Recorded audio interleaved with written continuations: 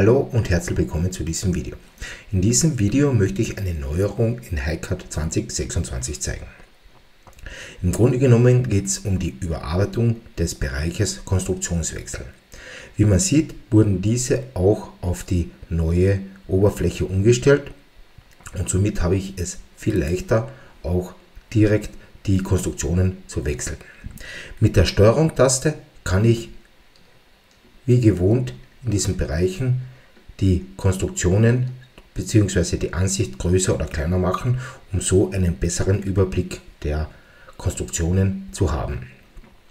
Wie man auch hier schön gesehen hat, wenn ich über ein Icon drüber fahre, bekomme ich hier auch sofort eine große Vorschau von der jeweiligen Konstruktion. Ein weiteres Highlight davon ist, dass ich hier direkt bereits die Konstruktion schließen kann. Das heißt, ich habe hier die Möglichkeit, diese Konstruktion direkt über den Konstruktionswechsel gleich zu schließen, was die Bedienung von HiCAD um einiges vereinfacht.